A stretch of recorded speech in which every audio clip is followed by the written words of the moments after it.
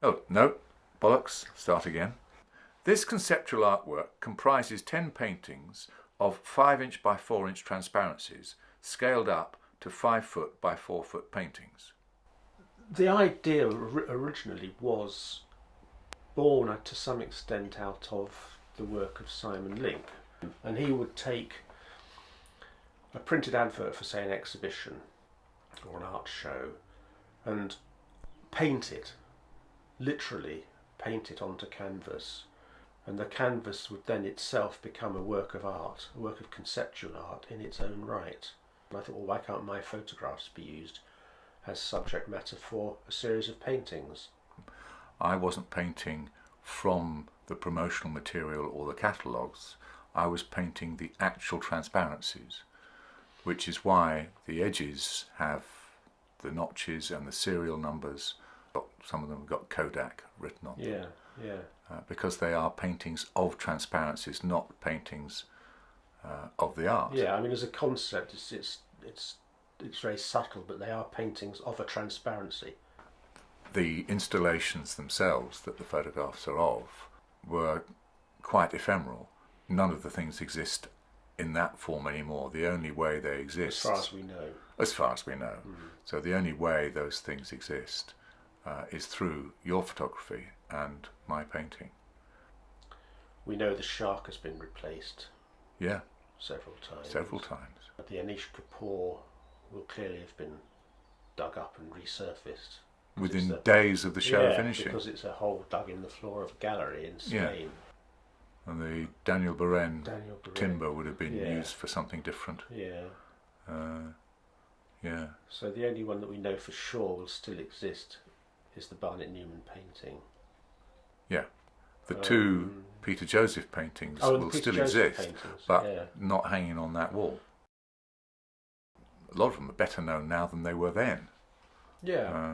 Certainly Anish Kapoor. Yes. Is a household name. Yes. And obviously Damien Hirst. Yeah. And Jake and Dinos Chapman. Yeah. You couldn't say we're forging anything, because the paintings are not copies of any work of art. The paintings are paintings of transparencies, of installations, of work set up in galleries. So we're not stealing anything from anyone.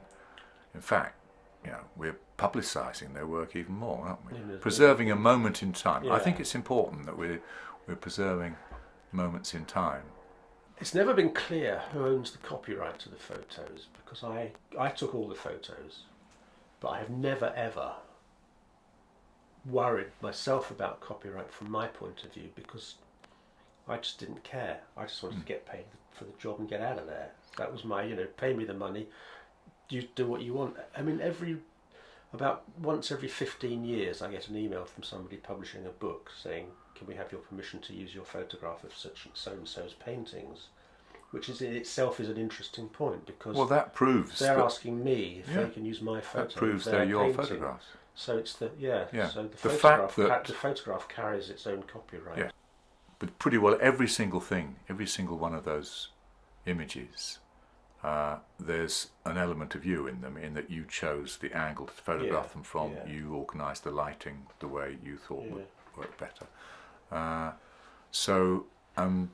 We were saying, so if your photograph is all there is left of an Anish Kapoor hole in the floor, is your photograph a work of art? But then if I paint that photograph, is my painting a work of art? And who's the artist? In a sense, the philosophy was asking questions. One thing it's definitely not is photorealism.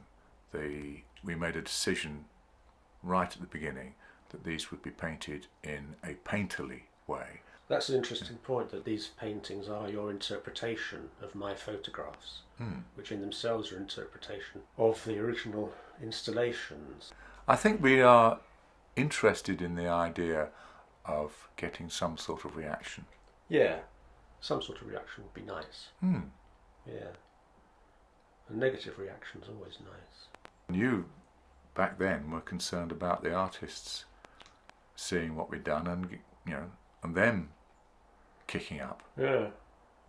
Which might happen. It might still happen. but we don't mind anymore because No. we're past it.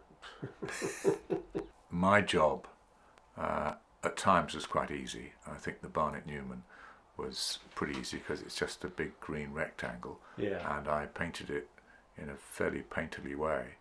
But the Daniel Beren was incredibly difficult. Just deciphering the. That's the word, deciphering.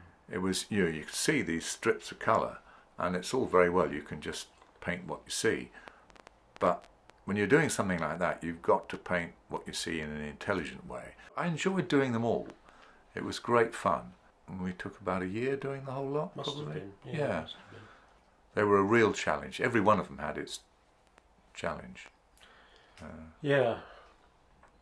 I mean, just briefly going back to the painterly thing, the Barnett Newman is a case in point because the original painting would have been painted with one green Yes. out of a tin of paint Yes.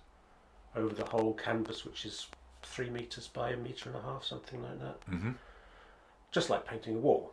It was one flat Yeah. green colour, but your interpretation of it is multicoloured Mm. because that's how it appears in the environment. The environment, the light changes across the surface of the flat painting.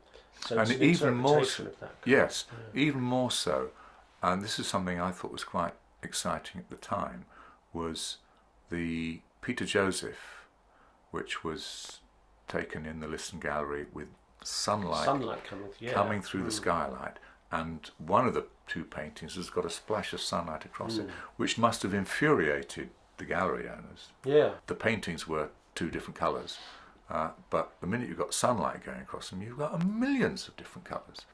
But I loved it. And then the floor and the walls were all different colours because of the way the light fell across them.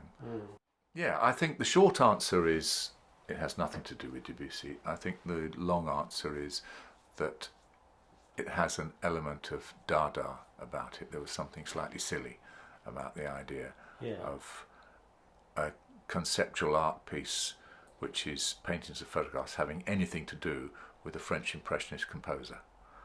And then when we gave each of the paintings a name based on a Debussy piece, that was also done very much tongue-in-cheek and just in the spirit of Dada, in the spirit of silliness. We were just having a bit of fun. Yes. Yeah. Yeah. I mean, and what's wrong with that? Absolutely.